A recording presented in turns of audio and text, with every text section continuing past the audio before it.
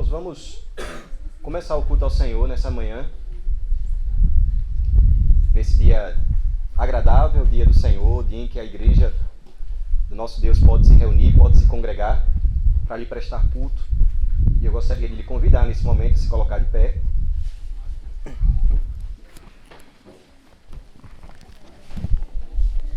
Nós vamos abrir a palavra do nosso Deus no Salmo 122.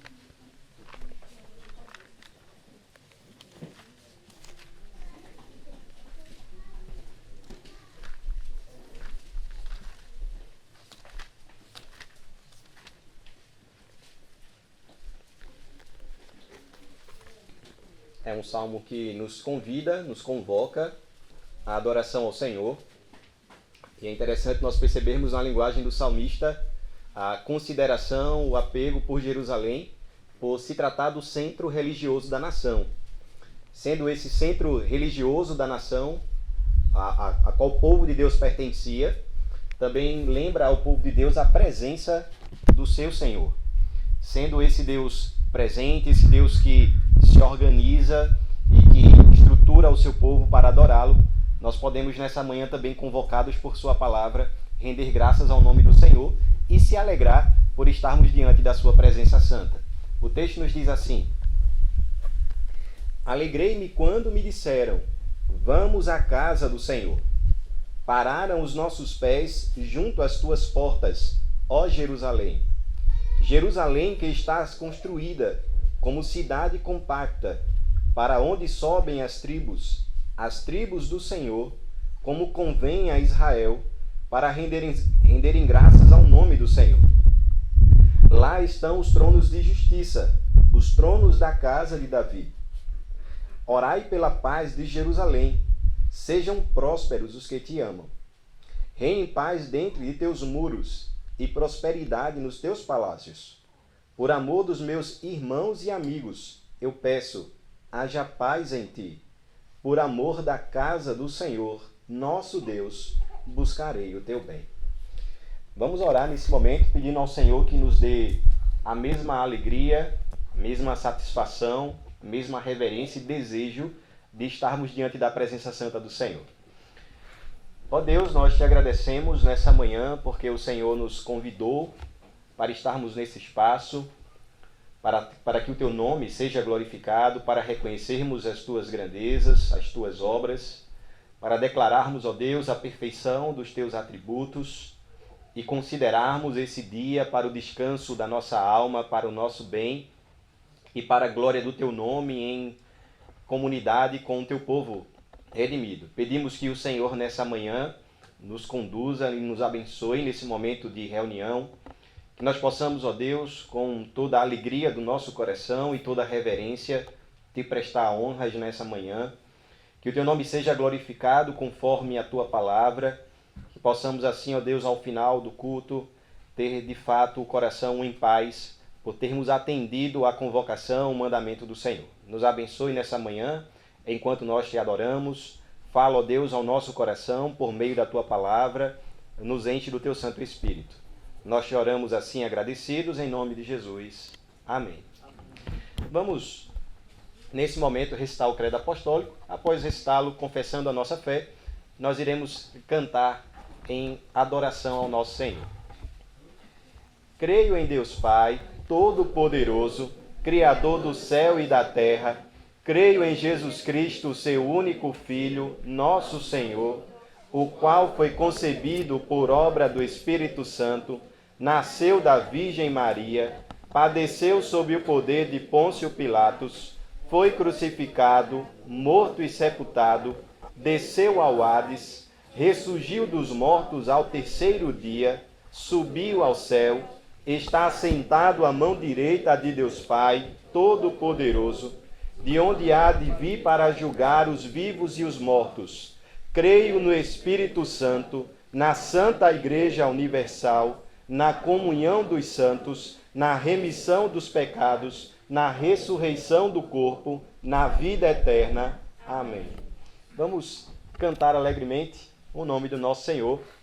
Vamos louvá-lo como nosso Senhor merece.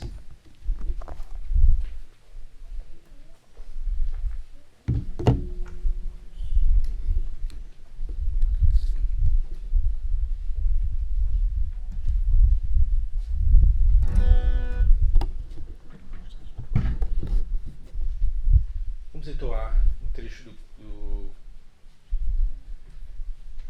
texto bíblico que está lá em 1 Crônicas, capítulo 29. Tua, Senhor, é a grandeza e o poder. Em seguida, Salmos 98.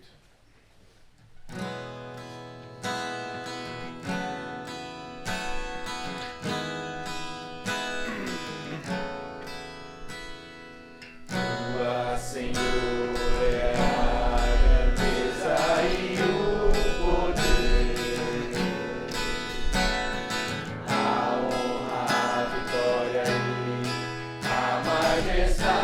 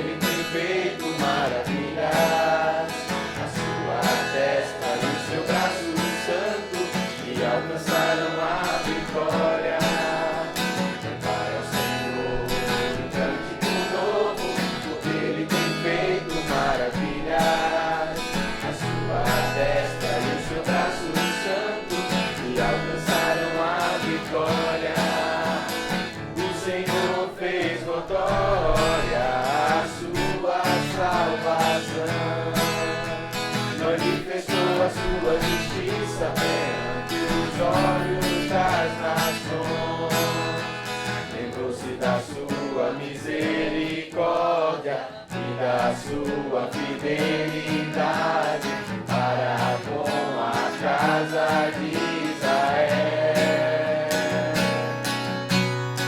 Todos os confins da terra viram a salvação do nosso Deus. Celebrai com júbilo ao Senhor, todos os confins da terra. Aclamai, regozijai, cantai louvores, aclamai, regozijai, e cantai louvores, cantai com harpa louvores ao Senhor, com harpa e voz de canto, com trombetas e ao som de buzinas, exultai perante o Senhor que é Rei, aclamai a sua plenitude. Habitam, os filhos batem palmas e juntos.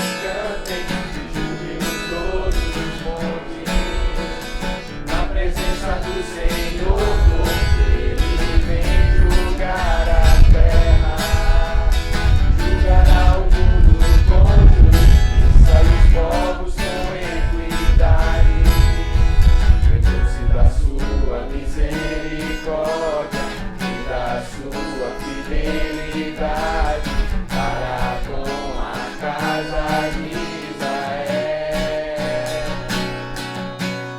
Cantai ao Senhor um cântico novo, porque Ele tem feito maravilhas. A sua destra e o seu braço santo lhe alcançaram a vitória.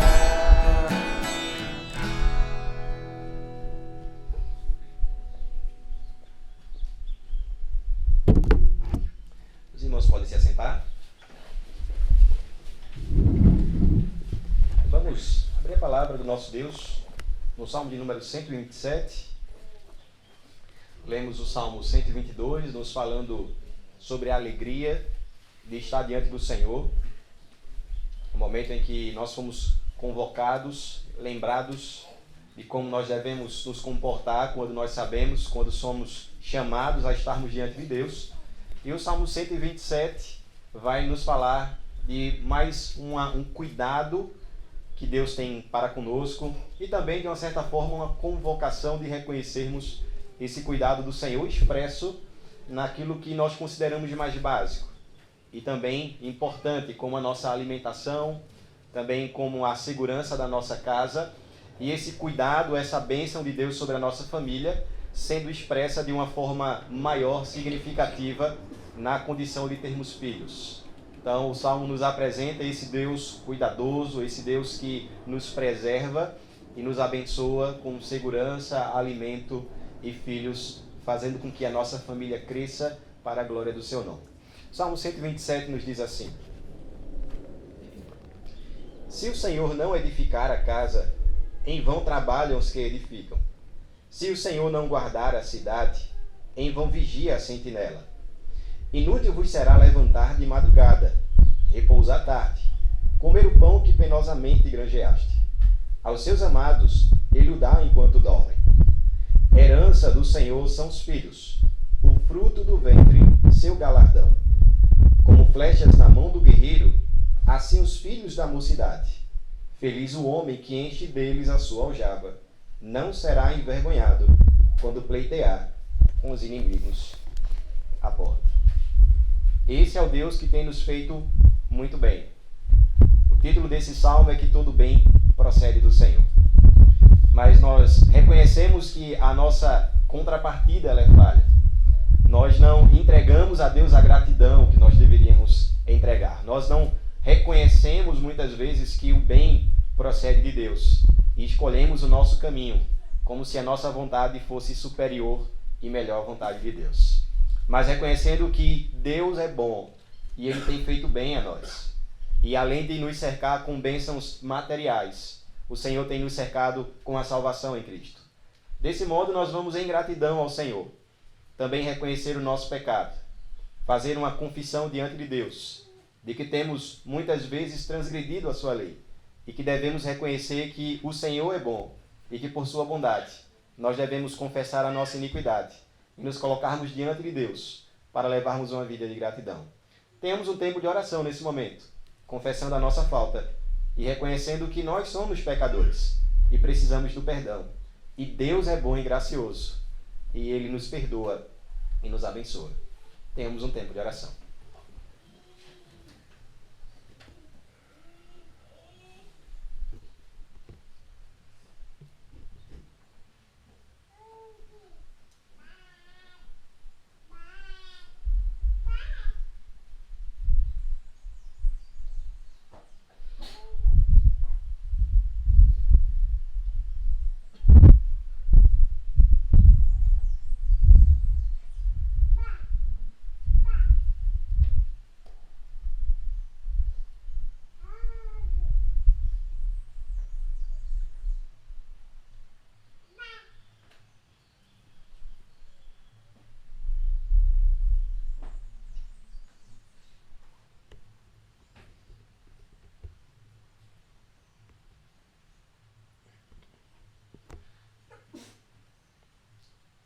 Senhor, nesse momento nós clamamos a Ti, reconhecendo o nosso pecado, reconhecendo o orgulho que há em nosso coração, e como em muitas oportunidades, ao invés de reconhecermos a Tua bondade e a Tua graça, nós desprezamos, ó Deus, a Tua palavra, ouvimos a voz do nosso coração enganoso e corrupto e seguimos por um caminho que Te desagrada, Senhor. E ao invés de considerarmos o bem que o Senhor tem nos feito, ao invés de vermos as obras das Tuas mãos, a preservação, o amor, o cuidado que o Senhor tem tido conosco, nós muitas vezes viramos as costas a todas essas verdades, a toda essa demonstração de graça e de amor, e seguimos o caminho do nosso coração. Por isso, nesse momento, ó Deus, nós confessamos a nossa iniquidade. Confessamos que precisamos amar mais a Tua palavra, nos apegarmos mais aos Teus mandamentos, seguirmos, ó Deus, a Tua lei de todo o coração, e sempre Te obedecermos não por legalismo, não pela força do nosso braço, como se fosse possível, mas obedecermos ao Senhor em gratidão por tudo o que Tens feito por nós. Porque o Teu amor, Senhor, nos constrange, e a Tua graça é melhor do que a vida. Por isso permita, ó Santo Deus, que os nossos lábios possam louvar o Teu nome, e que a nossa vida sirva aos Teus propósitos, e que as obras das nossas mãos glorifiquem o Teu nome. Reconhecemos a nossa incapacidade, Senhor, mas contamos com o Teu auxílio. Por nós mesmos jamais poderíamos obedecer a Ti, mas pela Tua força, Senhor, pela operação do Teu Santo Espírito, nós podemos levar uma vida diferente, santa, adequada ao padrão da Tua palavra. Por isso, dobra o nosso coração, Senhor. Enche os nossos olhos com o Teu bem, com as Tuas obras, para que, admirados com o Teu poder, com a Tua grandeza, com o Teu governo, levemos uma vida de submissão à Tua palavra. Nós oramos, ó Deus, agradecidos pelo perdão dos pecados que temos em Cristo. Oramos também certos de que o Senhor, que começou essa obra em nós, há de completá-la até o dia de Cristo Jesus. Nós oramos, ó Deus, agradecidos pelo perdão dos pecados, em nome de Jesus. Amém. Vamos ler o Salmo de número 121.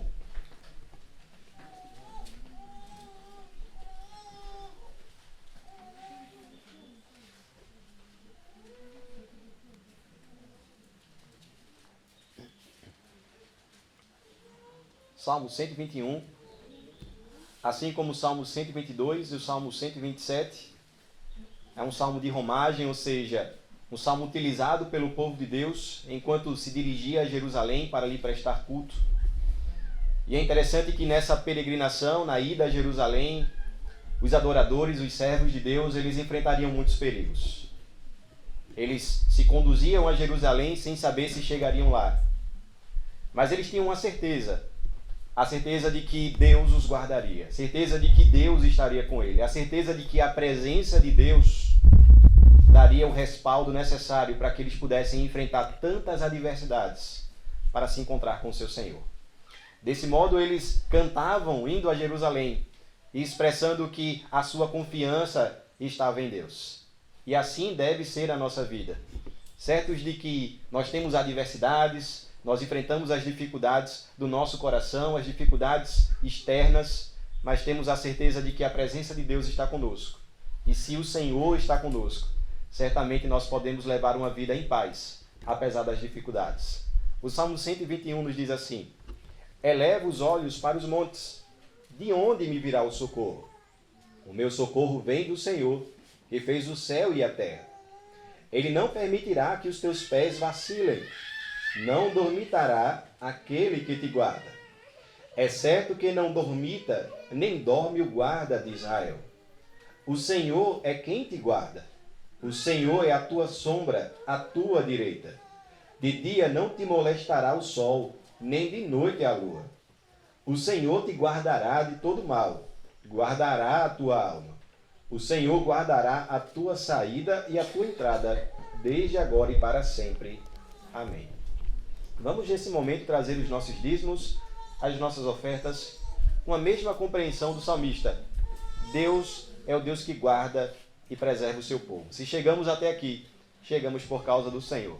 Não apenas os nossos recursos, mas toda a nossa vida deve ser ofertada a Deus. Mas nesse momento iremos trazer os nossos dízimos e as nossas ofertas em reconhecimento à bondade do Senhor. Façamos isso alegremente.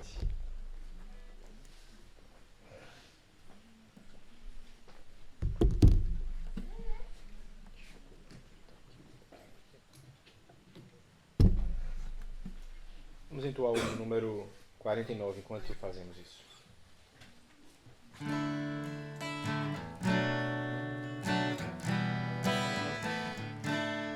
Sempre vencendo, vitorioso, Cristo Jesus, o Senhor. Soberano, chefe bendito, em tudo Ele é vencedor. Deus supremo, guiando, com seu imenso poder. Todos avante, pois crentes, todos lutar e vencer. Mas os fortes a vitória, e os que correm melhor. Mas os fiéis e sinceros que seguem junto ao Senhor, sempre vencendo, vitorioso, Cristo Jesus, o Senhor. De suas hostes inumeráveis, seu grande império fogo. Em seu governo demonstra tudo é de amor sem igual. Sempre nos ama e protege com seu poder eternal. Não é dos fortes a vitória, nem dos que correm melhor, mas os fiéis e sinceros que seguem junto ao Senhor, sempre vencendo, vitorioso, Cristo Jesus, o Senhor. Os vazalos, servos e chefes, querem também seu favor. Senhor, desejo te imploro, que me permitas lutar, sempre ao teu lado, invencível, até meus dias findar. Não é dos fortes a vitória, nem dos que correm melhor, mas os fiéis e sinceros que seguem junto ao Senhor.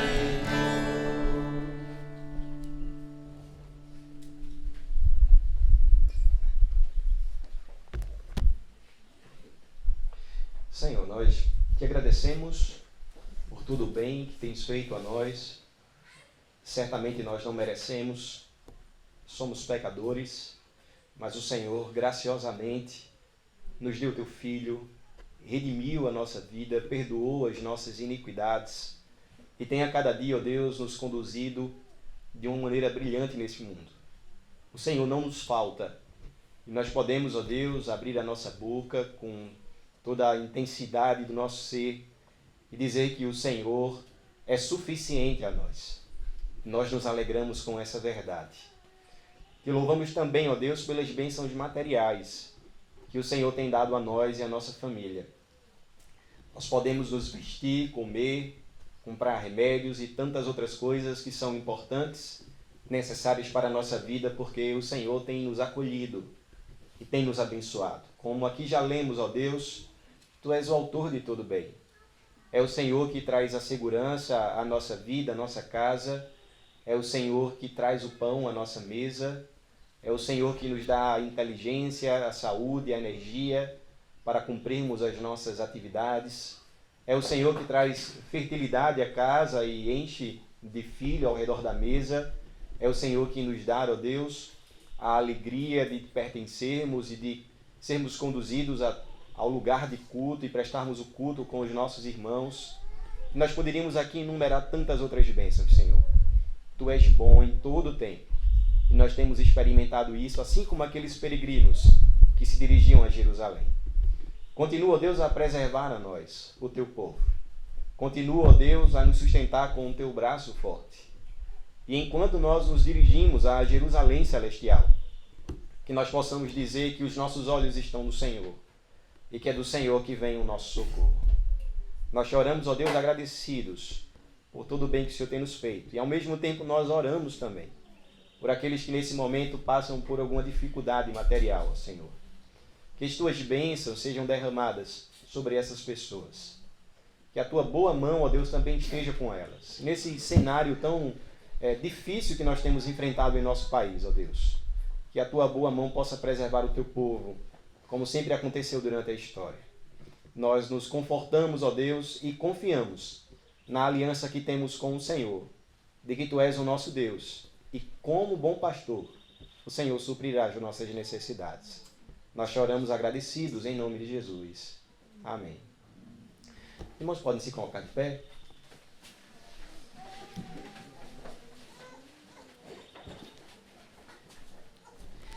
Nós vamos nesse momento abrir no Salmo de número 1.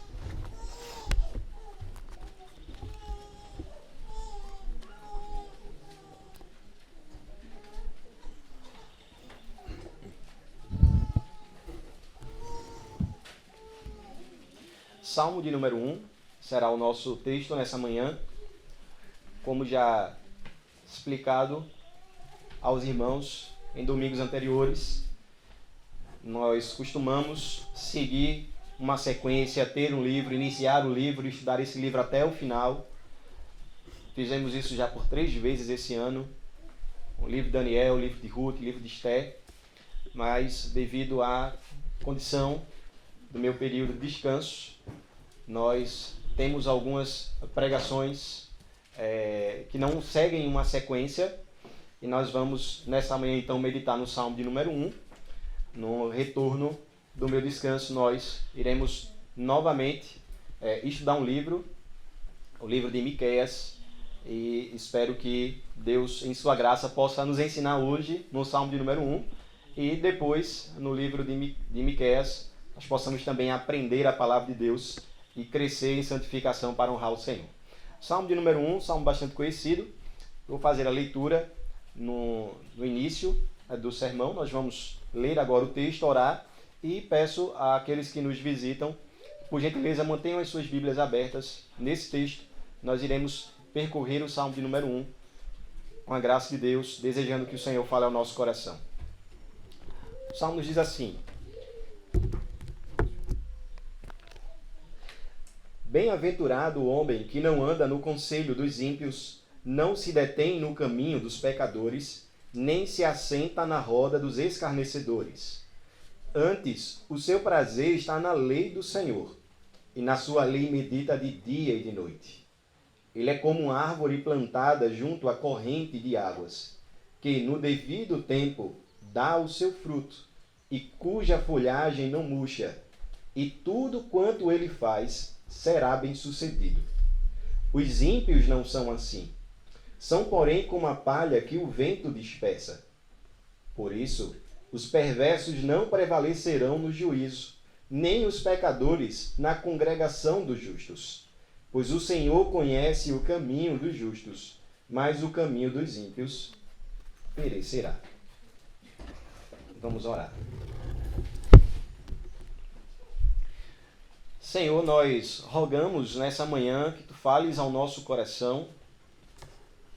Nós sabemos que por meio da Tua palavra nós somos alimentados, nós somos fortificados, encorajados, somos também confrontados em nossas iniquidades. E nós pedimos que nessa manhã, ó Deus, nosso Santíssimo Deus, que o Senhor fale ao nosso coração, como assim nos prometestes. Estão aqui, ó Deus, as Tuas ovelhas. E como Tuas ovelhas, nós desejamos ouvir a voz do nosso pastor, para seguir a direção adequada. Para que nessa manhã, ó Deus, recebamos um pasto que seja verdejante, e assim a nossa alma possa se fartar da Tua lei. Pedimos a Tua graça, ó Deus, sobre nós, e rogamos que o Senhor nos ajude a nos concentrarmos na Tua palavra. Nós te oramos, ó Deus, agradecidos, em nome de Jesus. Amém. Os irmãos podem se assentar.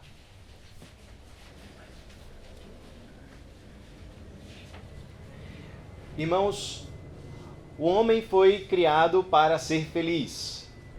O homem foi criado para experimentar a plena felicidade. Foi assim que Deus criou Adão e o colocou no jardim do Éden.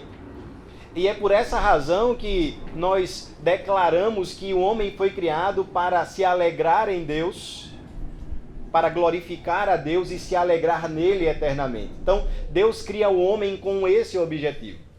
Mas nós conhecemos a narrativa bíblica que se encontra em Gênesis capítulo 3, quando Adão, em seu coração, decide desobedecer o Senhor. E a partir do momento em que Adão ele deserta da palavra de Deus, da sua missão de se alegrar no Senhor, ele põe a sua expectativa, a sua confiança e a sua alegria no pecado, na rebeldia. E a partir desse momento, sendo Adão o representante de toda a raça humana, nós agora, ao invés de nos alegrarmos em Deus e nos contentarmos com aquilo que o Senhor faz, nós colocamos a nossa alegria em objetos, em pessoas, em sonhos que não podem prover a nós a verdadeira felicidade. Nós precisamos então observar esse salmo e entender que essa corrida desenfreada no nosso mundo para ser feliz só pode encontrar o seu objetivo quando a palavra de Deus, quando a lei de Deus estiver em nosso coração. Nós acabamos de ler o Salmo de número 1 que nos fala sobre a felicidade. Esse salmo ele serve como base para os demais salmos. E é por isso que nós podemos ler esse salmo e entender qual é a temática do livro dos Salmos. Aonde nos apresenta a condição de um homem feliz, de um homem que é justo, de um homem que teme a Deus e ama a sua palavra. Nos apresenta também a condição de um ímpio em que, não temendo a Deus e colocando a sua expectativa e felicidade em pessoas, em objetos, em realizações, certamente terá um fim trágico. Este é um salmo de sabedoria, ou seja, uma literatura de sabedoria nos ensina como viver. E se nós queremos um manual adequado de como ser feliz, de como aproveitar a vida do modo adequado, nós precisamos adotar a palavra de Deus como a nossa única regra de fé e de prática. Porque se existe um modo de ser feliz, a felicidade está no Senhor. E a intenção do autor no Salmo de número 1 é nos mostrar quem é realmente um homem feliz. É tão interessante que nós vamos perceber essa temática surgindo diversas vezes no livro de Salmos. Nós vamos perceber, por exemplo, o Salmo de número 19 nos falando sobre a importância da palavra e como a palavra torna um homem adequado e feliz para viver nessa terra. Nós vamos perceber como o Salmo 119 vai versar sobre o mesmo tema, nos apresentando a condição de que a felicidade está em observar a palavra de Deus, em amar essa palavra e guardá-la no coração. Nós não podemos desassociar a palavra de Deus da verdadeira felicidade. De modo que o Salmo de número 1 deve se constituir para nós o capítulo que nos ensina como ser feliz. Nos lembrando as palavras de Josué no capítulo 1, no versículo 8. Quando nós amamos a palavra e nós praticamos a palavra de Deus, nós experimentamos a verdadeira felicidade, sendo o que a Bíblia nos chama de bem-aventurados. E é por isso que nessa manhã eu gostaria que nós pudéssemos meditar no Salmo de número 1, entendendo que a felicidade está em amar a palavra de Deus. Do versículo 1 ao versículo 3, o texto diz assim, observe na sua Bíblia: bem-aventurado o homem que não anda no conselho dos ímpios, não se detém no caminho dos pecadores, nem se assenta na roda dos escarnecedores. Antes o seu prazer está na lei do Senhor, e na sua lei medita de dia e de noite. Ele é como árvore plantada junto à corrente de águas, que no devido tempo dá o seu fruto e cuja folhagem não murcha, e tudo quanto faz, ou quanto ele faz, será bem-sucedido. Então observe que o Salmo ele já inicia nos falando quem são as pessoas verdadeiramente felizes. E quem são esses felizes? Observe que, para nos ensinar sobre a felicidade, o texto ele inicia de uma forma curiosa. Porque na nossa sociedade é feliz aquele que pode fazer o que quiser. É uma pessoa sem limites, é uma pessoa que pode ordenar a sua vida conforme os seus desejos. É tão interessante esse tipo de pensamento que algumas pessoas chegam a afirmar que elas seriam felizes se elas pudessem fazer aquilo que tanto planejaram, se os seus sonhos se concretizassem. Mas observe que o Salmo ele inicia nos dizendo que feliz é aquele que não. Nós temos aqui uma negativa e por 3 vezes o Salmo está dizendo feliz é aquele que não e que não. Nos mostrando que a felicidade, ela não está na nossa lei, ela não está nos nossos desejos, mas ela está em sermos limitados pela palavra de Deus. Quando nós somos limitados pela palavra de Deus, nós estamos aprendendo o que é felicidade. Não seguindo o curso do nosso coração, mas seguindo o curso da palavra de Deus. E observe que por 3 vezes nós temos uma negativa. Não andar no conselho dos ímpios, não se deter no caminho dos pecadores e nem se assentar na roda dos escarnecedores. Nós temos aqui um contraste estabelecido. Nós temos o justo, que é bem-aventurado, é feliz. E nós temos aqui o ímpio, o pecador e o escarnecedor, representando uma pessoa que não teme a Deus. Não são 3 pessoas diferentes, é apenas uma pessoa. Então, nós temos aqui o Salmo trazendo para nós um contraste. Quem é o homem feliz? É o homem que teme a Deus. Quem é o homem infeliz? É o homem que despreza a palavra de Deus. E qual é a característica de um homem que é feliz?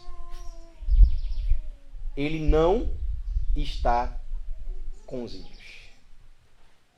É interessante porque o texto nos apresenta a condição de que quanto mais afastado dos ímpios, quanto mais afastado do seu estilo de vida e quanto mais próximos da palavra, nós somos bem-aventurados. É algo proporcional. Quanto mais nós nos aproximamos de Deus, mais nós nos afastamos daqueles que são ímpios.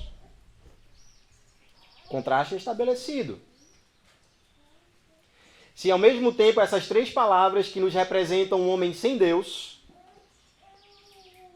está nos trazendo apenas um tipo de homem, ou seja, um homem que não teme a Deus, o se assentar, o andar, o estar no caminho dos ímpios, o ouvir os seus conselhos nos apresentam aqui 3 níveis. Ou seja, quanto mais nós caminhamos com os ímpios, quanto mais nós aceitamos o seu conselho, quanto mais nós andamos no seu caminho, quanto mais nós partilhamos do seu modo de viver, mais nós vamos experimentar a infelicidade. E o texto é claro quanto a isso. Observe, irmãos, o texto não está falando em fama, não está falando em poder, não está falando em sexualidade, não está falando em fazer a sua vontade. O texto está dizendo que feliz é aquele que está de forma proporcional se apegando à palavra, sendo bem-aventurado, mas ele está desprezando o modo de viver do ímpio. É contrário a uma igreja que é simpática ao mundo. É contrário a uma igreja que tenta promover uma felicidade, pregar uma felicidade, dizendo que nós temos que nos parecer, estarmos mais próximos com aquilo que o mundo é hoje. Quanto mais nós nos vestimos da palavra, a felicidade se torna o adorno do nosso rosto. Mas o texto diz: bem-aventurado aqueles que não andam no conselho dos ímpios, não se detêm no caminho dos pecadores, nem se assenta na roda dos escarnecedores. E quem são esses ímpios? Quem são essas pessoas que nós deveríamos nos afastar do seu estilo de vida? Quem são essas pessoas e que nós deveríamos nos proteger delas? O texto está dizendo, não abrace o estilo de vida dessas pessoas. Se você fizer isso, isso é infelicidade. Então nós precisamos saber quem são essas pessoas, para que a gente possa se afastar delas. E aqui eu já quero me antecipar, vou falar um pouco disso na aplicação. Eu não estou aqui querendo pregar um estilo de vida monástico. Não estou querendo pregar um estilo de vida em que nós vamos viver de forma separada da sociedade. Eu estou falando aqui de um estilo de vida, de uma forma de viver. E quem são essas pessoas que nós devemos nos afastar do seu estilo de vida? Observe, irmãos, que todo o mal descrito aqui no Salmo de número 1 é o mal da autonomia. E veja, o homem moderno, ele quer ser autônomo. Ele quer estar descolado de qualquer autoridade. Ele quer dizer que ele é a sua autoridade, ele é a medida de todas as coisas. A autonomia se constitui um mal, quando essa autonomia é a autonomia do Criador. Quando eu não quero viver no caminho do Criador. E foi assim que o nosso primeiro pai lançou toda a humanidade em desgraça. A autossuficiência corrói o nosso coração e tira a nossa felicidade. Observe, irmãos, a linguagem do Salmo 121. Eleva os meus olhos para os montes, de onde me virá o socorro? O meu socorro vem do Senhor que fez os céus e a terra. Ele não permitirá que os meus pés vacilem, não dormitará aquele que te guarda. É uma linguagem de total dependência, é uma linguagem de confiança, é uma linguagem de desapego ao seu próprio caminho, mas de apego ao caminho de Deus. É uma linguagem que o salmista expressa: a minha vida está nas mãos do Senhor. É a mesma linguagem que nós podemos encontrar no Salmo 131. A minha alma espera no Senhor, como uma criança descansa no braço de sua mãe. O que é felicidade, irmãos? Felicidade é estar apegado ao Senhor e depender dele. Numa sociedade tão avançada em tecnologia, em que nós nos sentimos tão autônomos, a Bíblia diz: a felicidade está em se apegar a Deus e confiar nele, em depender do Senhor. E é por isso que nós temos aqui duas características positivas a respeito do homem que é feliz. Esse homem que rejeita o estilo, o modo de viver do mundo. Esse homem que se apega à palavra, esse homem que depende do Senhor, ele tem duas características. O texto diz: o seu prazer está na lei do Senhor. Essa é a primeira característica. E a segunda característica é: ele medita de dia e de noite. O seu prazer está na lei do Senhor. Esse homem, ele vive com o máximo de sua vida na palavra de Deus. Ele entende que a lei de Deus é uma mão graciosa, o conduzindo a um caminho bom, perfeito e agradável. Ele entende que a palavra de Deus não pode ser rejeitada. Ele lê a palavra de Deus, ele conhece as obras de Deus, e o que é que acontece com a sua alma? Ele passa a admirar o seu Deus. E quando nós estamos admirados com algo, nós entregamos a nossa alma, nós abrimos o nosso coração e nós passamos a praticar automaticamente a palavra de Deus. É alguém que se apega à palavra de Deus e tem como fonte de vida. E o salmista vai falar sobre isso no Salmo 119. Que a palavra de Deus é mais refinada do que o ouro, que a palavra de Deus é a sua inspiração de vida, é a sua respiração. Ele deseja mais do que todas as riquezas desse mundo, ou seja, há um apego extremado à palavra de Deus. Ela conduz a vida do cristão. O seu prazer, o seu deleite está na lei do Senhor. Essa é a característica de um homem feliz. A segunda característica é que ele medita de dia e de noite. E é interessante, irmãos, porque quando nós lemos essa expressão meditar de dia e de noite, nós pensamos em alguém, eu acho que a imagem que vem à nossa mente é de alguém que está assentado em um lugar tranquilo e ele está durante todo o seu dia lendo a palavra de Deus. Talvez seja essa a imagem que surge em nossa mente ao ler o trecho do Salmo de número 1, que nos fala sobre o homem que medita na lei de Deus dia e noite. E interpretando assim, por exemplo, a comunidade de Qurã trouxe uma realidade em que pessoas liam a palavra de Deus 24 horas. Ou seja, existia ali uma escala, um turno, para que durante 24 horas do dia, naquela comunidade, a palavra de Deus estivesse sendo lida. Mas a ideia aqui do texto não é simplesmente ler a palavra de Deus o tempo todo. E eu quero chamar a sua atenção para a expressão meditar na lei de Deus, dia e noite. Porque essa expressão meditar, ela tem a ver com o exercício que acontecia naquele período. Hoje em dia, nós pegamos um livro e nós lemos o livro sem balbuciar, sem usar palavras. Mas naquela época, alguém quando fazia uma leitura, ele lia em voz alta. Então tinha a ideia de encher o espaço, preencher aquele ambiente com a palavra de Deus. De modo que há um significado mais profundo quando nós lemos que a característica desse homem feliz é que ele medita na palavra de Deus dia e noite. E se nós pudéssemos fazer um resumo, ou trazer uma expressão que nos desse uma compreensão melhor sobre o que essa passagem quer nos dizer, nós poderíamos nos aproveitar do Salmo 119, quando o salmista diz: escondi a tua palavra no meu coração para não pecar contra ti. Ou seja, o texto está falando que essa meditação, ela precisa nos aproximar de Deus e de sua palavra, de modo que essa palavra esteja tão internalizada em nós que passe a ser fruto de toda e qualquer ação e todo e qualquer pensamento. Não é simplesmente ler. Não é simplesmente ter um plano diário de leitura das Escrituras. Mas é ler essa palavra, talvez na figura de um animal, como um boi, ruminar, pensar sobre ela, internalizar, de modo que a sua ação seja tão bíblica que é possível ver o texto das Escrituras. É possível ler as Escrituras por meio da sua ação. Isso é meditar na palavra de Deus, na sua lei de dia e de noite. Quem é um homem feliz? O homem feliz é um homem que se deleita nas Escrituras, mas ele é um homem que não apenas lê com deleite, mas ele a aplica em seu coração e na sua vida.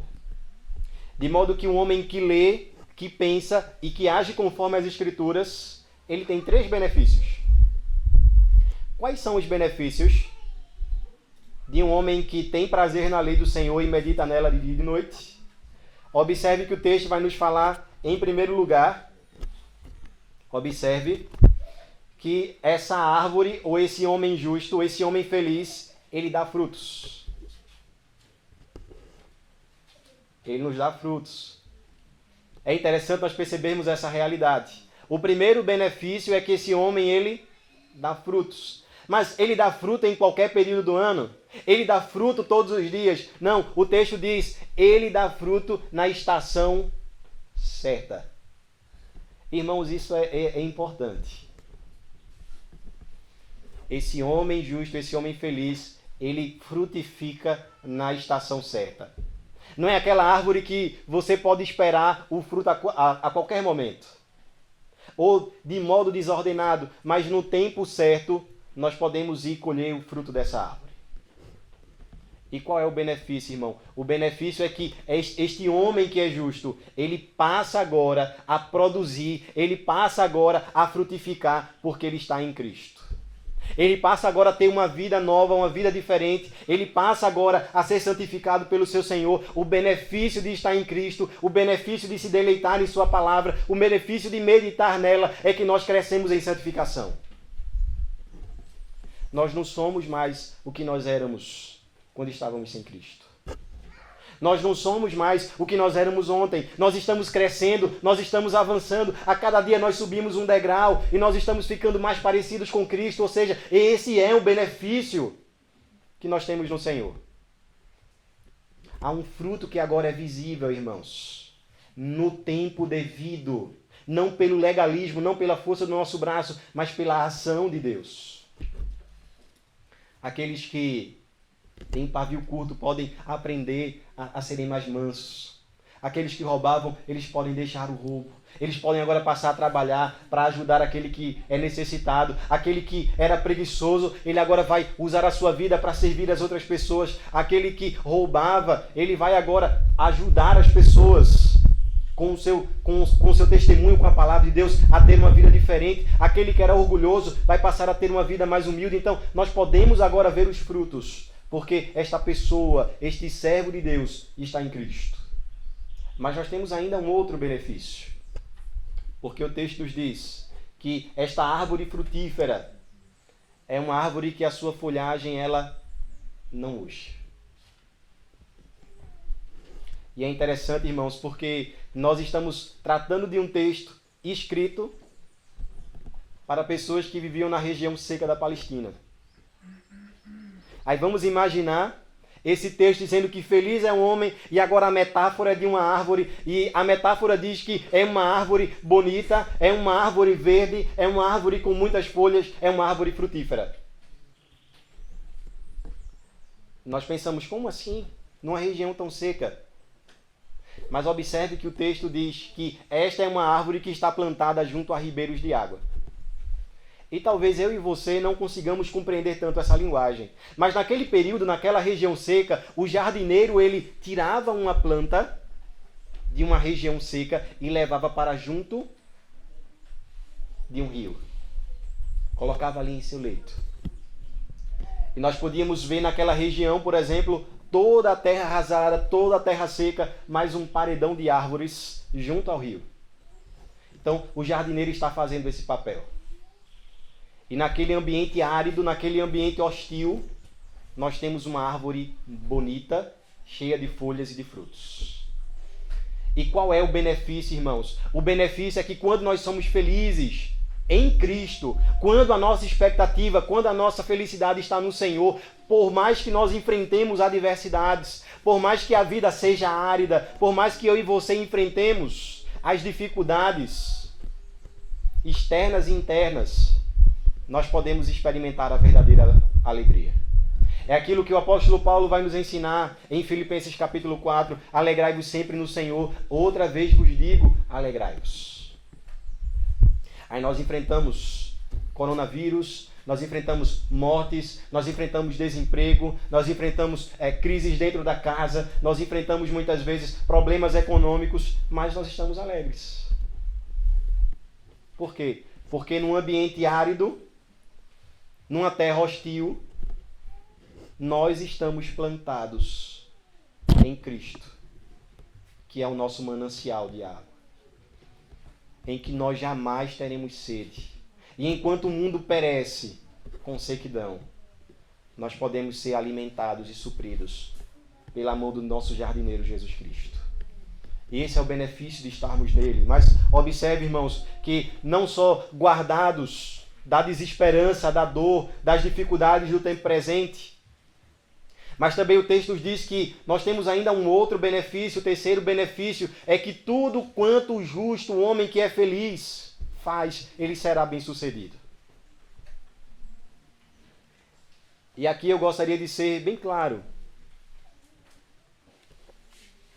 O texto não está falando de prosperidade financeira.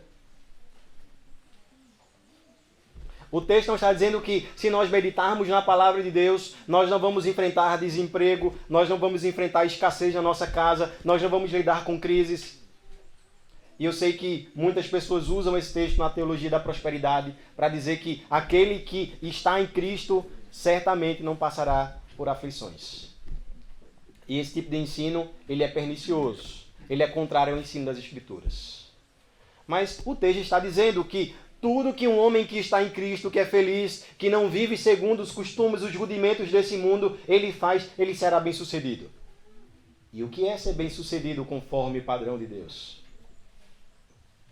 Talvez uma imagem adequada para esse texto, talvez um outro texto que possa nos interpretar, eu posso trazer uma interpretação sobre esse trecho. É o Salmo de número 73 de Asaf.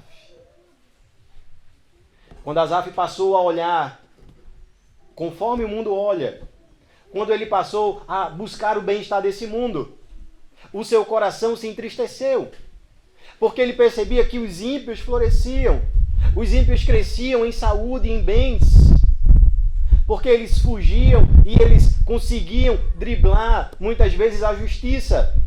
E Asaf dizia, esses são os ímpios, eles estão bem, eles estão gordos, eles têm saúde. Isso é ser bem-sucedido conforme o mundo. Ter carro, dinheiro, fama, prestígio, liberdade. Essa é a felicidade que o mundo procura. Mas Asaf diz, até que eu entrei no santuário de Deus. E eu acho fantástico, irmãos, porque Asaf era um homem do templo, ele entrava diariamente no templo, mas ele diz que em um certo momento da sua vida, quando ele entrou no templo, naquele exercício que ele fazia diariamente, algo diferente aconteceu. Houve um despertar da sua mente. Até quando eu entrei no santuário de Deus e vi que a riqueza desse mundo é pobreza, e vi que a pobreza segundo esse mundo, mas estando em Cristo é riqueza, e percebi que a verdadeira felicidade está em ter Deus, o Senhor, e saber que ao final da nossa vida nós seremos levados para habitar com Ele, em saber que a nossa vida está guardada pelo Senhor, e saber que quem nós mais temos no céu senão Cristo, o nosso grande Redentor e sumo sacerdote.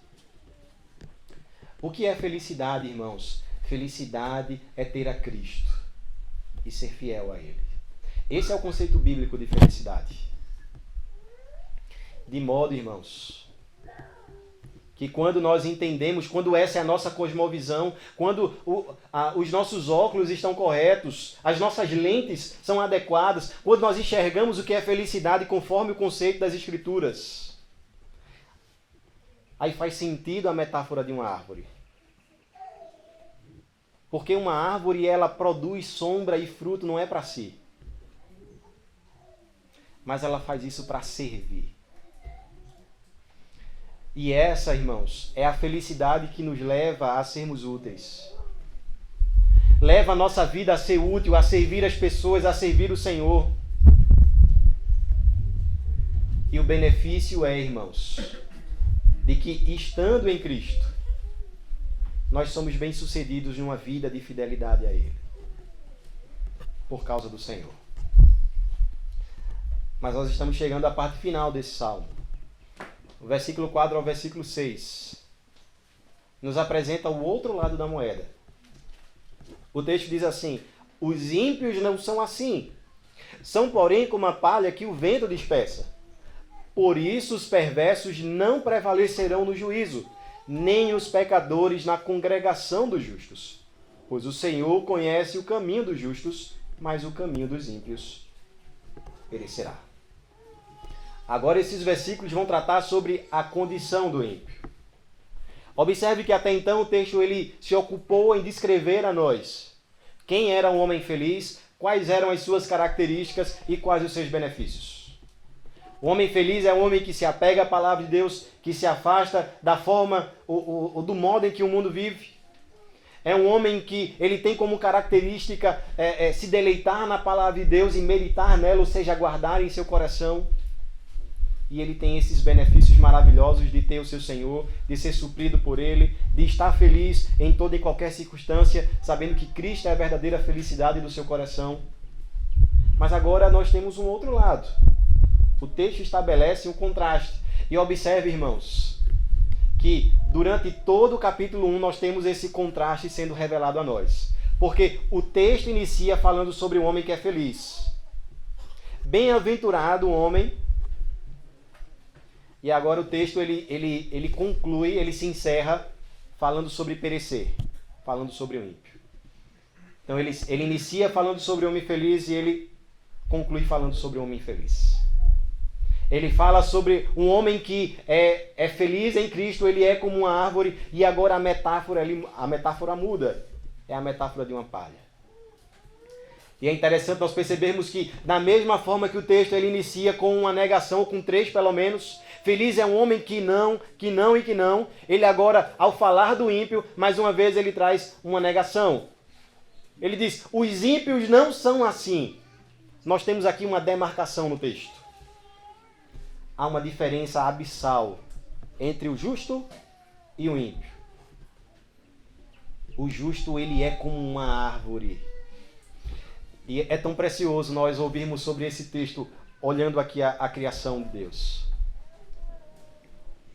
Ele é útil, ele provê sombra, ele provê alimento, ele está enraizado em lugar úmido.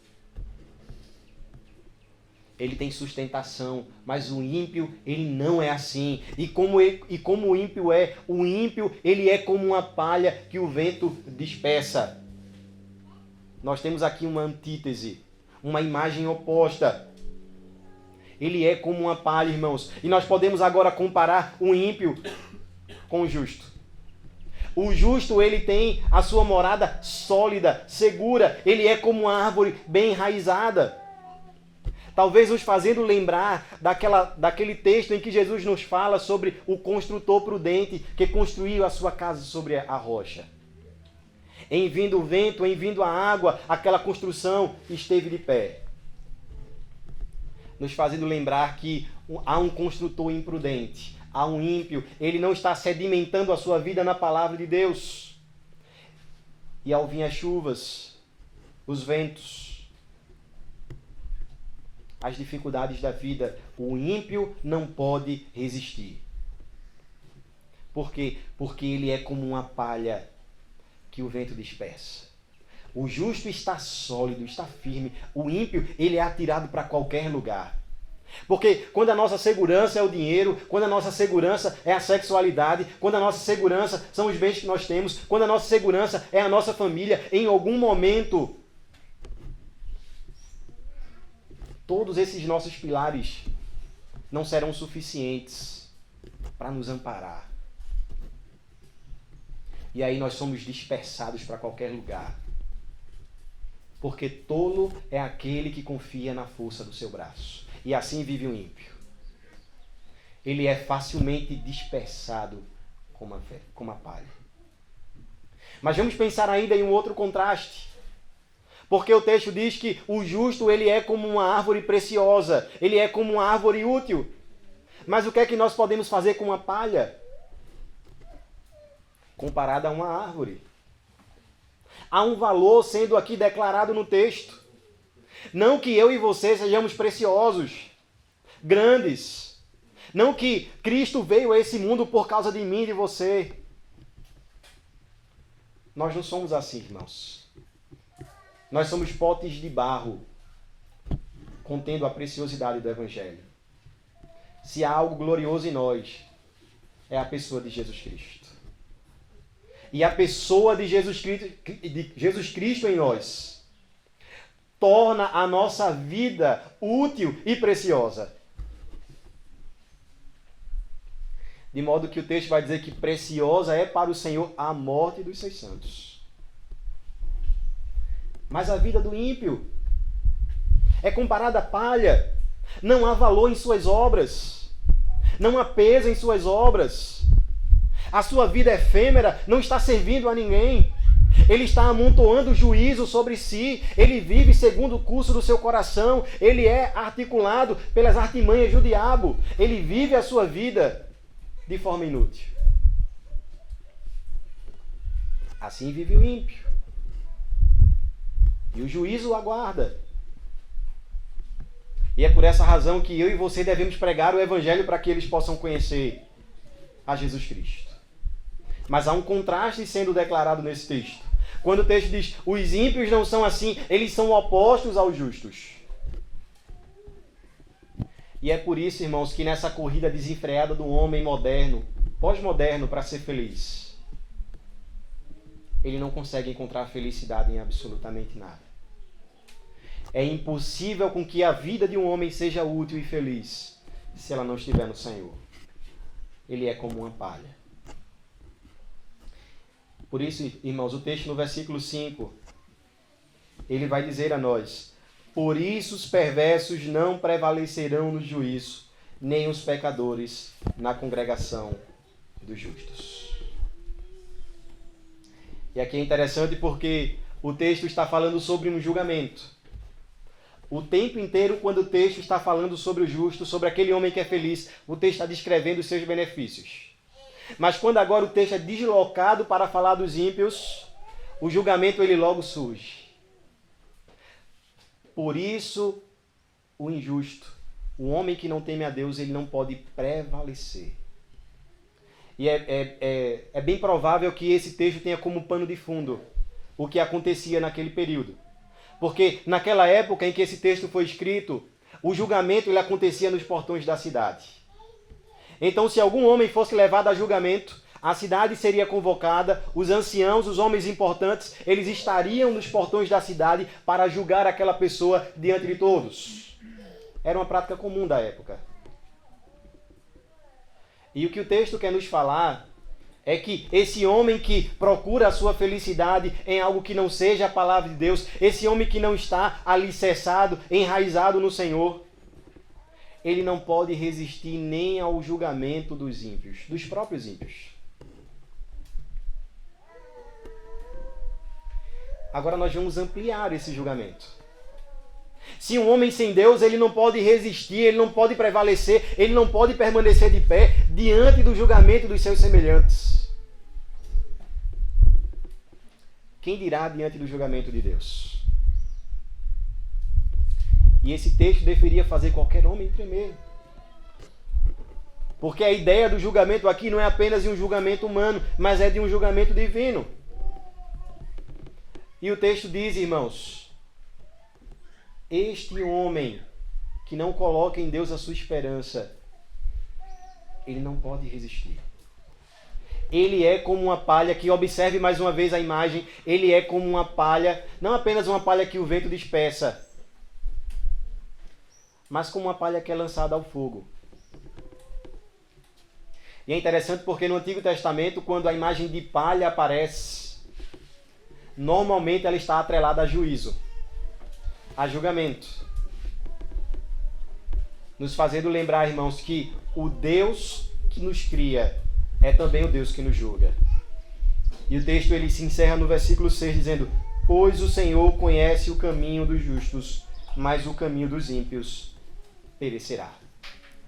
É interessante porque o versículo 6 ele nos dá mais uma vez o eco de alguns ensinamentos bíblicos. Porque a Bíblia sempre nos fala sobre dois caminhos. Não existe parcialidade. Aliás, não existe imparcialidade.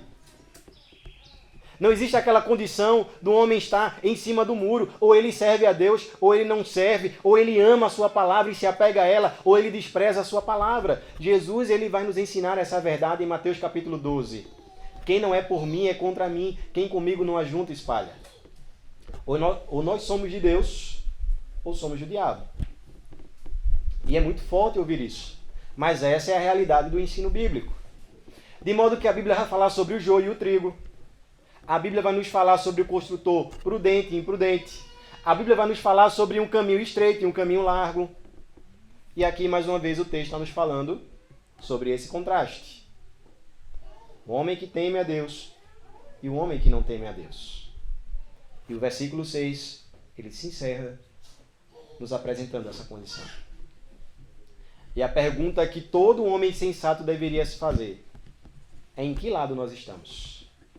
Se não existe imparcialidade, se não existe neutralidade, se obrigatoriamente nós estaremos de um lado, aonde nós estamos? Essa é uma pergunta crucial. Em Cristo, frutificando, ou sendo preparados para sermos lançados no juízo de Deus? Essa é a pergunta que todo homem deve fazer e responder. E eu gostaria, irmãos, de partir para a aplicação desse texto. Nós já ouvimos a sua explicação. Mas o que esse texto pode nos ensinar? E como nós devemos viver diante do que nós ouvimos nessa manhã? A primeira lição que nós podemos extrair desse texto é que nós devemos ser sal e luz nesse mundo e levar uma vida prudente e aplicada à palavra. Nós não podemos ser como algumas pessoas que, ao ouvir esse texto, ao ouvir a palavra de Deus nos falando sobre uma vida diferente, nós não podemos levar aquela vida separatista. Há algumas pessoas que não conseguem conviver com a sociedade porque vivem num mundo caído. E elas acabam não tendo comunhão com as pessoas do seu trabalho, não tendo comunhão com as pessoas de sua vizinhança.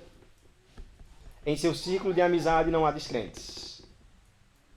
Elas tentam se apartar do mundo.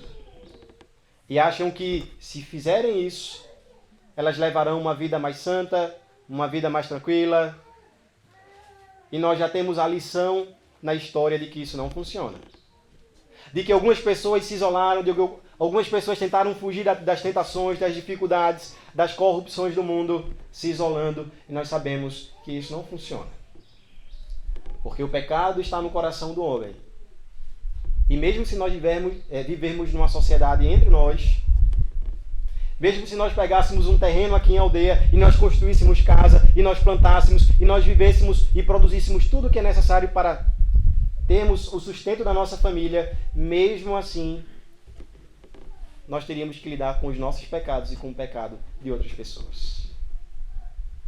Então nós não devemos entender o texto dessa forma. Mas ao mesmo tempo, irmãos, nós não podemos partir para aquele extremo de achar que nós devemos ser simpáticos ao mundo. Nós não devemos nos apoiar erradamente em alguns textos. Por exemplo, quando o apóstolo Paulo diz que se fez tudo para com todos. E essa não é a ideia das Escrituras. Nós devemos viver com as pessoas que não são cristãs. Nós devemos nos relacionar com o mundo, mas precisamos entender que há um limite. Que a visão do mundo não é a nossa visão. Que o seu modo de viver não pode ser aceito por nós.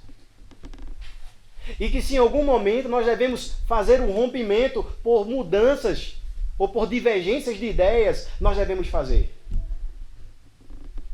Nós não devemos viver, irmãos, conforme as pessoas vivem sem Cristo. Com o pretexto de que Jesus comia com os pecadores. Ele se assentava com prostitutas, com ladrões. E assim nós também devemos fazer. O cristianismo, ele é diferente do mundo e nós precisamos manter essa verdade. Sempre, irmãos, a todo custo, em qualquer momento. Nós somos diferentes. A igreja não foi criada para ser igual ao mundo. Ela não pode exercer a sua condição de ser sal quando ela se assemelha aos ímpios. Lembre-se, feliz é um homem que não se acomoda ao mundo. Mas como diz o apóstolo Paulo em Romanos capítulo 12, a renovação da sua mente está no Senhor. Está na palavra de Deus. Nós devemos entender essa verdade. Nós somos diferentes. Não devemos ter medo disso. Devemos educar os nossos filhos pela diferença da palavra. Devemos nos relacionar com o mundo na diferença da palavra. Trabalhar adequadamente na diferença da palavra, irmãos. A igreja, ela trabalha para manter o seu padrão bíblico, independentemente da cultura, independentemente de onde esteja. Porque os costumes culturais não são confiáveis. Porque o nosso coração, irmãos, ele não é confiável. O único caminho confiável é o caminho da palavra de Deus. A segunda aplicação que eu gostaria de fazer nessa manhã é que todo homem tem um destino final. E que só há dois caminhos. E eu falei, durante a explicação do texto, que nós deveríamos perguntar à nossa alma aonde nós estamos. E talvez ao ouvir essas palavras nessa manhã, você chegue ao entendimento, à luz da palavra de Deus e pela operação do Espírito Santo, que você está em Cristo. E o que é que isso significa, irmãos? Para muitos crentes isso significa que eles devem cruzar os braços. Isso é um equívoco. Quando nós conhecemos a Cristo, quando Cristo salva o nosso coração, o verdadeiro cristão é aquele que continua progredindo em santificação. É aquele que entende que há muito trabalho a fazer e há trabalho árduo. Há trabalho em que nós devemos suar até o sangue, se possível, como diz o texto de Hebreus. Porque uma vez que nós conhecemos a Cristo, se a sua resposta a essa pergunta é sim, eu tenho a Cristo como Salvador, sim, eu entendo que eu vou para o céu, sim, eu entendo que os meus pecados foram perdoados, então, meu irmão, arregace suas mangas, porque há muito a fazer na vida cristã. Há muito a fazer. Se a sua resposta é positiva, você tem se esforçado para se santificar diariamente. Você tem lutado contra os seus pecados, porque todos nós, irmãos, sem exceção, todos nós temos em nosso coração malícia, todos nós temos em nosso coração pecados, todos nós em nosso coração precisamos se arrepender diariamente. Será que nós temos buscado em Cristo a renovação da nossa alma? Ou será que nós temos nos acomodado e nos assentado na verdade de que nós somos salvos? Porque uma vez salvos, não significa, irmãos, vida relaxada, mas significa vida de trabalho para servir ao Senhor e para se conformar a Ele. Mas essa pergunta e a resposta de que você é salvo também nos traz uma outra implicação. Você tem pregado o Evangelho com urgência? Você tem sido um missionário? Se você conhece a Cristo, se a resposta é positiva, se Cristo salvou seu coração, se Ele perdoou seu pecado, você tem sido urgente em pregar, em falar sobre Ele?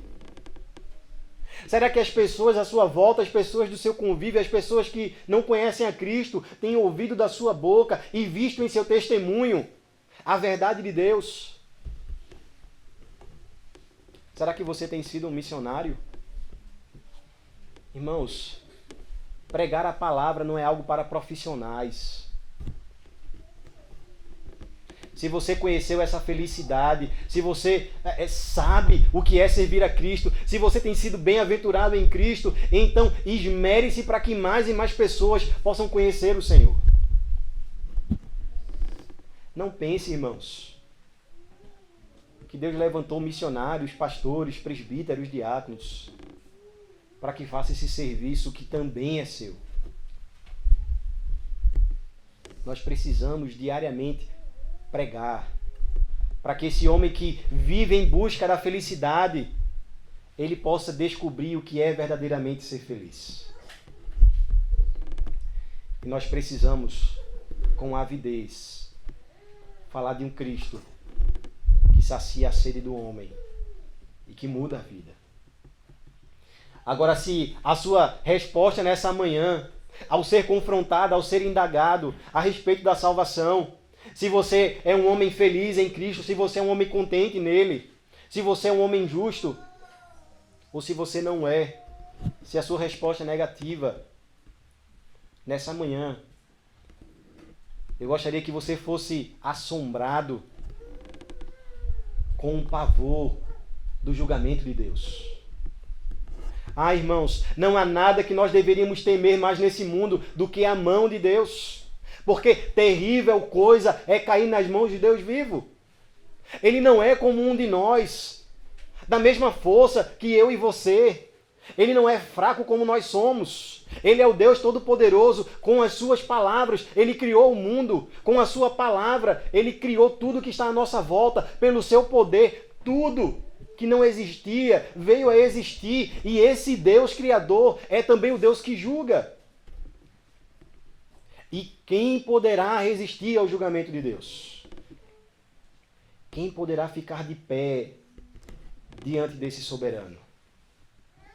Sim, irmãos, Deus é amor, mas Deus também é justo. E Deus não pode ver o nosso pecado, a nossa iniquidade, e aceitar, e não punir. E se você é crente, se você conhece a Cristo, Cristo foi punido no seu lugar. E no dia do juízo, Ele será como um grande guarda-chuva no derramamento da ira de Deus. Mas se você não é crente, eu quero dizer para você, tema e trema. Trema dos pés à cabeça. Porque o juiz, que conhece o seu coração e que sabe as suas obras, o texto diz, o Senhor conhece o caminho dos ímpios. Ou seja, aqueles pecados que você não declara, aqueles pecados que ninguém sabe, Deus conhece, Deus sabe os seus pensamentos e Ele vai vir julgar cada uma das suas obras. E eu quero dizer para você, tema nessa manhã.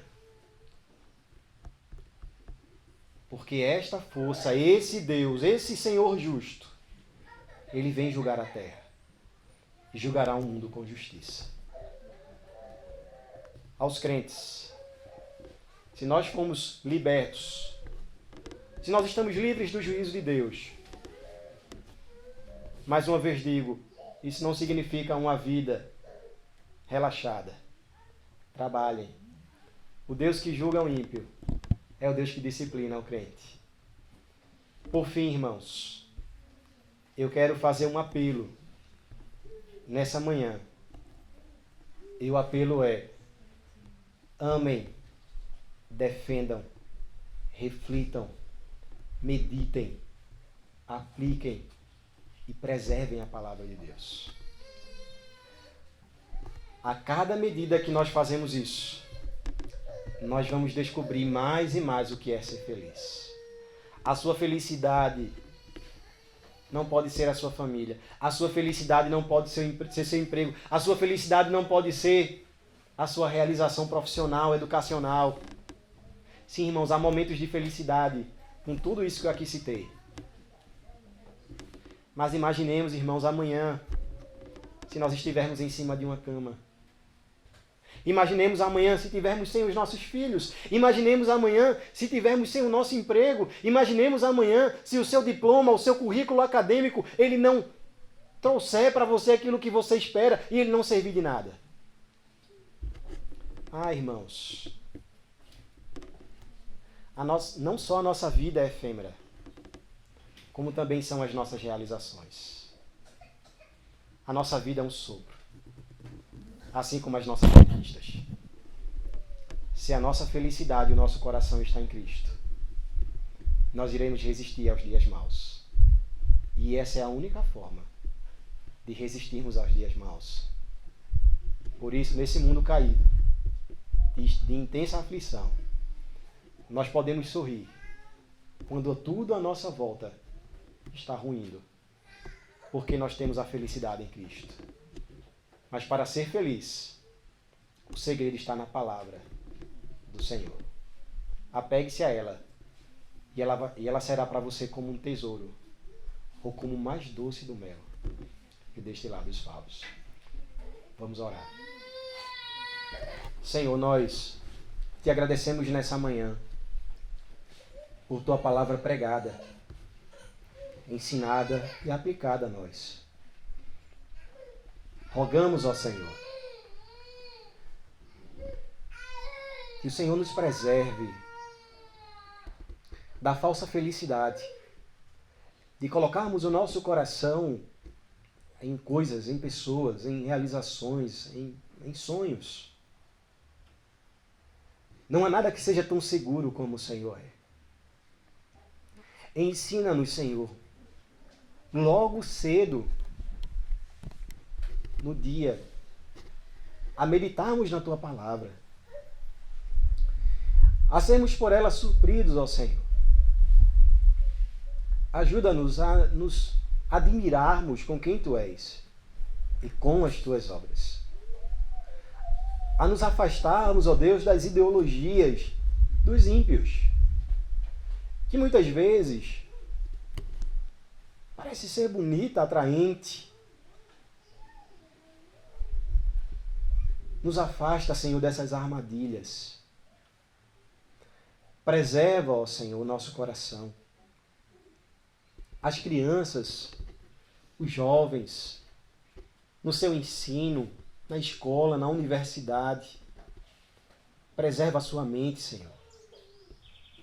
A nós também adultos que já bebemos de tanto mal nessa sociedade e que temos um coração enganoso e corrupto, ó Deus, protege-nos de nós mesmos.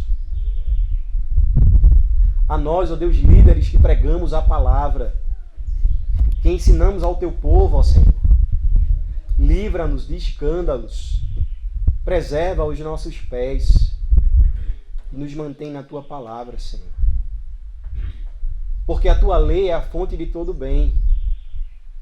Enquanto o mundo clama, não há lei, não há lei, nós somos a lei. Nós gritamos, ó Deus, nós amamos a Tua lei. E o nosso coração por ela se admoesta. E nós sabemos que em guardá-la, ó Deus, há recompensas enormes, preciosas, como nós ouvimos nessa manhã. Ajuda-nos, Senhor, para que ao experimentar essa felicidade, nos afastando do caminho dos ímpios, possamos também com coragem, com com força, ó Deus, com sabedoria, pregar a Tua palavra, sendo missionários, ensinando ao mundo aonde deve estar o coração do homem e de onde vem a verdadeira felicidade. Dá-nos, ó Deus, a urgência da pregação e um amor por aqueles que perecem, odiando as Suas obras, Senhor, não se assemelhando a elas, mas ensinando-os que há um Senhor que julga tudo e a todos e que vivemos hoje no tempo da salvação. Ó Deus, sustenta-nos com o Teu braço forte.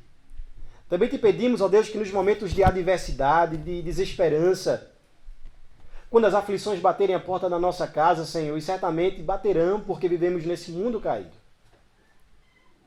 que nosso coração esteja protegido em Ti, Senhor. E que Tu sejas o nosso deleite, a nossa confiança, o prazer do nosso coração.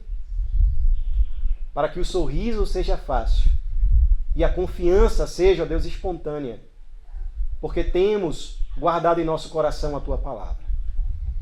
Nós choramos assim, ó Deus, agradecidos. Em nome de Jesus. Amém.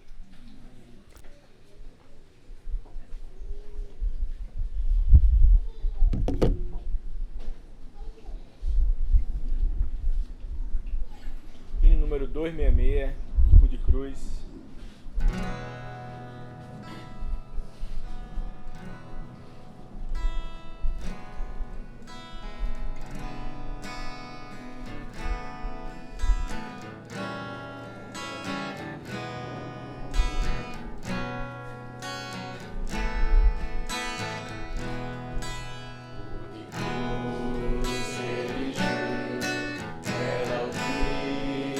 Fugiu como emblema de vergonha e dor. Mas eu sei que na cruz desse dia Jesus deu a vida por mim, pecador. Sim, eu amo a mensagem da cruz.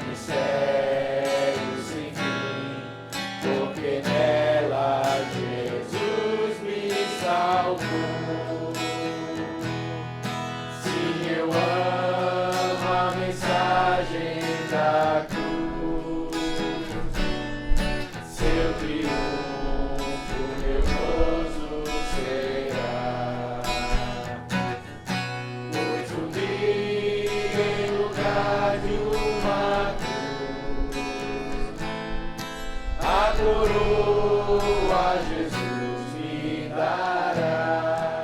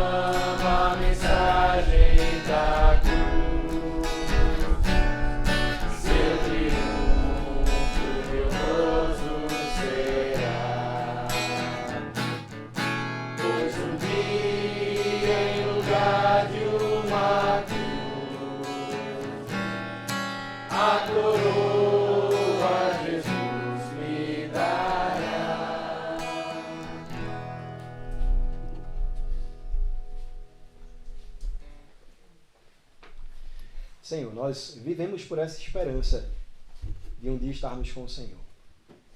Habitamos nesse mundo com dores, com dificuldades, sendo amparados por Tuas mãos, preservados, acolhidos, mas estando aqui, Senhor, com tantos benefícios que Tens derramado sobre nós, não nos enche os olhos a ponto, ó Deus, de deixarmos de pensar naquele dia que estaremos com o Senhor, em que prometestes enxugar dos nossos olhos as lágrimas, em que não sofreremos mais, ó Deus, com os nossos pecados, nem sofreremos mais com o pecado dos nossos irmãos.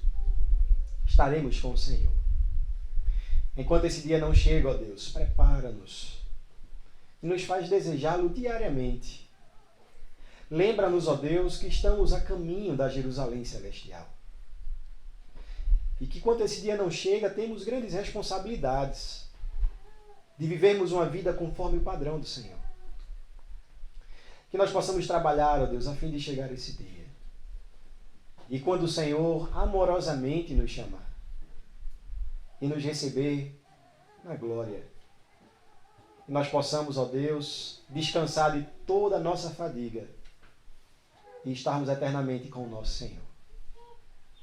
Queremos nesse momento te agradecer também, Senhor, porque podemos ter um gostinho do que tens preparado para nós, com um culto público ao Senhor.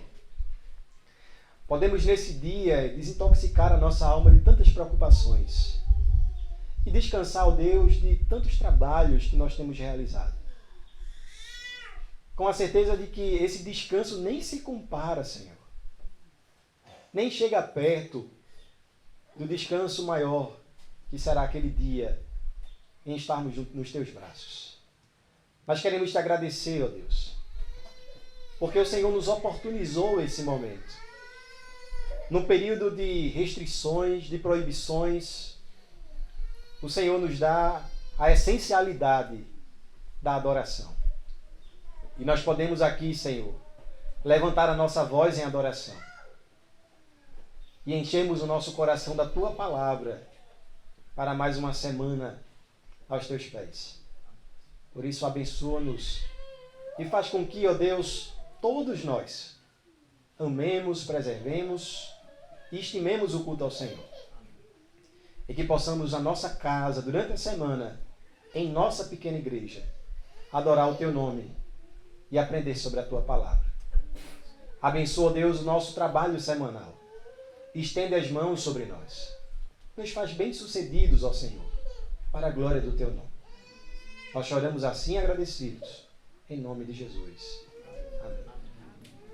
Que a graça do Senhor Jesus Cristo, que o amor do nosso Deus e eterno Pai, a comunhão e as doces consolações do Espírito Santo, seja sobre todo o povo de Deus, espalhado pela face da terra desde agora e para sempre.